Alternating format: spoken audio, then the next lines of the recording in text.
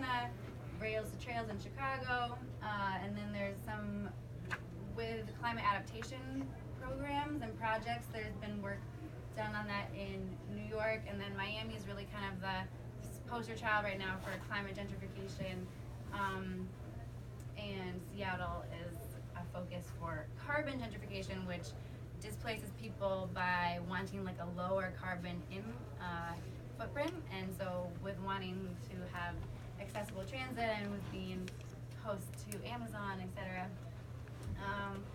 So my research questions, I do have a little bit of experience with critical participatory action research, and as a master's student would hope to like use this technique and further this technique in my PhD, because of the time frame. It didn't have as much as of that technique that I would have liked, but so I looked at quantitative, qualitative, and CPAR methods to answer these questions. Sort of traditional environmental gentrification looks at geospatial analysis and longitudinal analysis. So I asked the first question: how do existing green amenities such as parks and green space in Gentilly affect property values, and will the new Gentilly Resilience District green infrastructure sites have similar impact? And that is hard to study because these are going to be completed in 2022. So similar to some of the ways that CPAR research is really community focused, I wanted to ask about the procedural justice around the planning and if this planning process has really embodied that concept, or has it disregarded it, or has it used it kind of as like a box checking technique. And so then more straightforwardly, what methods of outreach and community engagement are most effective in increasing residents' participation in resilience planning? So some of the theory and background, I am inspired by the disaster capitalism work by Naomi Klein and kind of interrogating the neoliberal environmental sustainability agenda and how does this further that, how does work around green infrastructure as a politically neutral solution kind of look at that, and then colorblind adaptation, is this kind of another method of colorblind adaptation? So I'm going to go on from there. So some of the methods I looked at, again, quantitative, qualitative, and critical participatory action. In my qualitative field work, I was there for 4 months. I think ideally you have like a longer, like 2-year or a longer time where you're actually really engaged and embedded in the community. I was able to have some of this because of my existing connections. I had some former students, middle school and high school students, help design the survey, and residents and friends in the neighborhood helped give me feedback on the survey. And eventually, as the qualitative research began, I had volunteers, Gentilly residents who wanted to help administer surveys at neighborhood association meetings. And then I went back to Michigan, so I had some collective analysis via email and phone calls, and definitely would like to do that better in the future. I can talk a little bit about the goals of the research, but I'm inspired by the film aspect, and I'm hoping to make like a 4-minute, kind of like what you see on Facebook or something, a very like accessible 4-minute maybe animated film that explains this concept in a really quick way. So Gentilly is this area here. It's low-lying, and it is very close to Lake Pontchartrain, which borders it to the north. So this is one of the first depictions of New Orleans. It was built in 1718, and then it was demolished 4 years later by the first hurricane. So then they rebuilt it. Gentilly was settled with the invention of the pump system. So they were able to pump out the backlands, the lowlands. And you can see through the map of redlining where sort of what were the designated areas, and that really is pretty consistent still to this day of the type of income and folks that are allowed to live in this area. Although, yeah, so we see the effects of that. After Hurricane Katrina and the levee failure and the infrastructure failure, this is a zoomed in image of the London Avenue Canal, and this is, so in Gentilly, this is where it broke, and then inundated the surrounding neighborhood with flood water and up to 12 feet in some places. So there's lots of work being done on the gentrification of New Orleans post-Katrina already. You can see from this map that was done in 2014, that is a smaller, whiter city. So the planning, environmental planning has been very controversial in a lot of ways. And so I'm really wondering about the Gentilly Resilience District, like how much are they actually acknowledging this planning and a lot of the controversy and a lot of the ways that residents' voices who were either displaced, up to 100,000 people were displaced. So were they able to kind of be involved in any of this? And then is that continuing today? There's more, so I want to show this image of the Dutch dialogue. So this was done in 2010, and basically while New Orleans engineers, architects, water architects, landscape architects were able to reach out to people in Holland, how come they were able to kind of engage more residents along the way. So that kind of shows this. This is in 2010, and then there's the National Disaster Resilience Competition in 2014 and the Hazard Mitigation Grant Project. So the Gentilly Resilience District came out of that planning. They asked for $300 million. They got $141 million.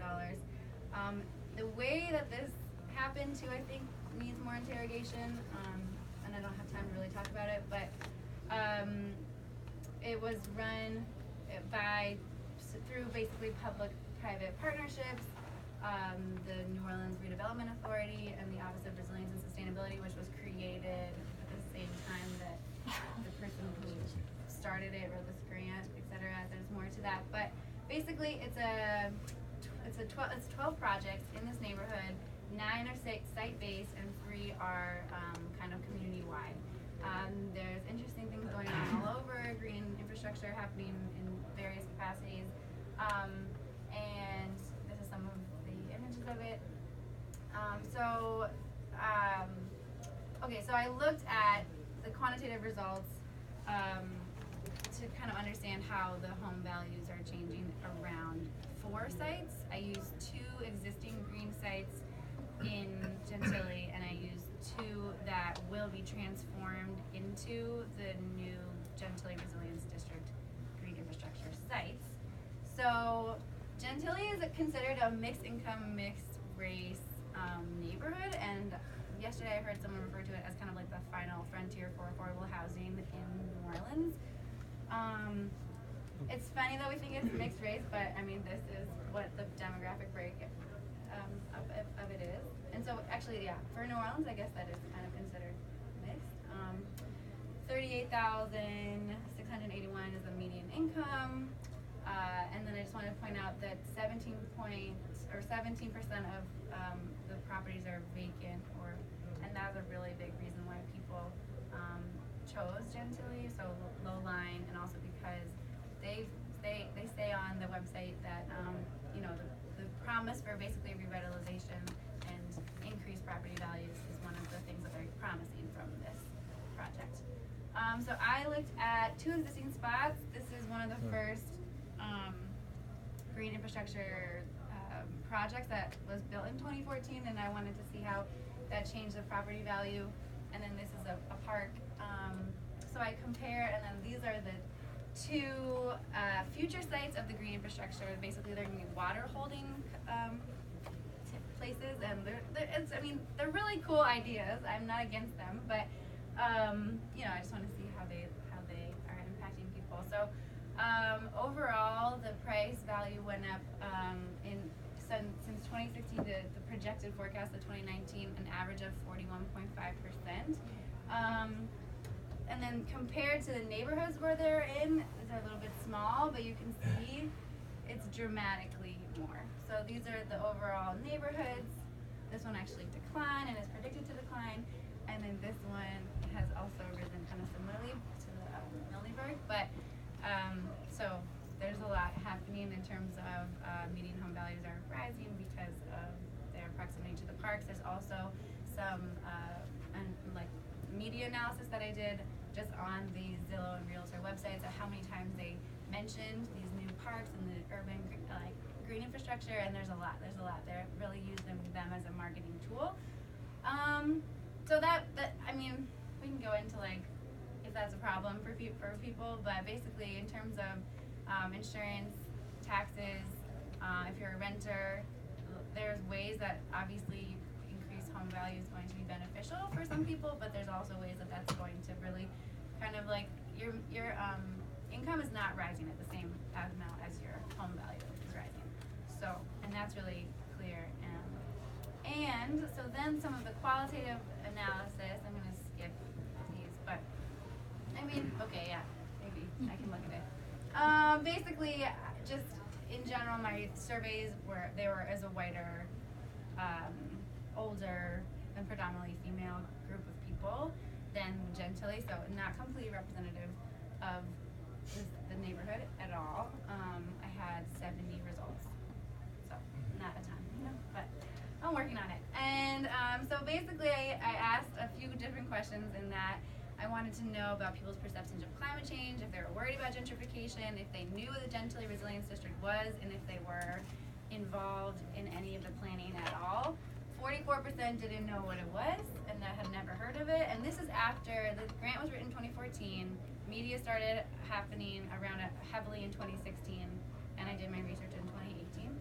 And so there were more people that knew about it, so that's good. But then the way that people understood it is kind of different.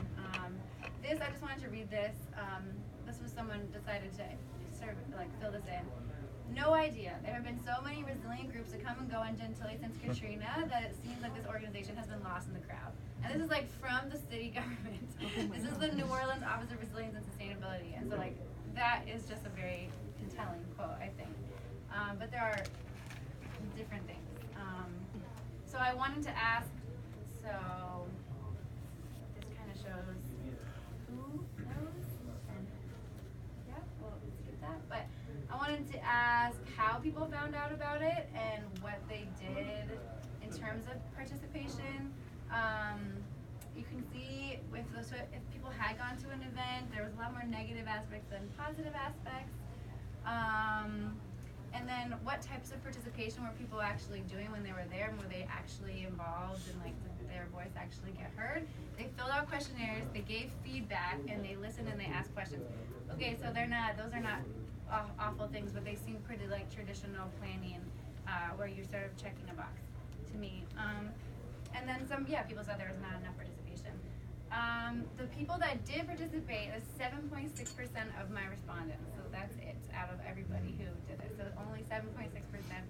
50% of them found out about it through a neighborhood meeting, so that is like a plus. People came because they saw in-person interactions. And it's interesting. They all live in this one neighborhood. They're all local, and they've all lived in their homes for a long time, so they're very engaged people.